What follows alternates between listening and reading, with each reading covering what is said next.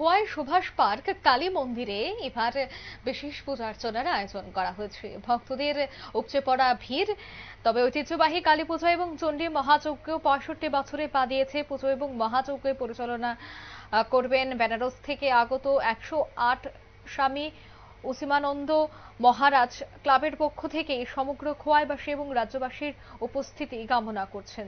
তবে সে বিষয়ে বিস্তারিত আরো জানবো, টেলিফোন লাইনে যুক্ত হয়ে গেছে প্রতিনিধি খোয়াই থেকে শেখর। শেখর, তো ধর্মীয় রীতিনীতি মেনে কালীপুজো এবং চণ্ডী মহাযজ্ঞের আয়োজন করা হয়েছে, যেখানে বেনারস থেকে বিশেষ করে স্বামী উসিমানন্দ মহারাজ যে এসেছেন, কেমন রয়েছে প্রস্তুতি, কি কর্মসূচি রয়েছে? ৬৫তম বর্ষে পা দিচ্ছে খোয়াইয়ের ঐতিহ্যবাহী চণ্ডী মহাযজ্ঞ ও খোয়াই যে সুভাষ পার্ক কালী মন্দিরের কালী পুজো।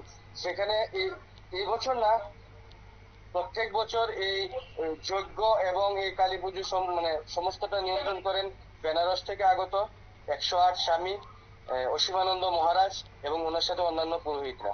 এবং এটার কথা বলা যায়, এই মহাযজ্ঞ এবং এই কালী পুজো খোয়াইয়ের মধ্যে একটা ঐতিহ্য বহন করে এবং ধর্মীয় রীতিনীতি মেনে বহু বছর ধরে এই অনুষ্ঠান চলছে।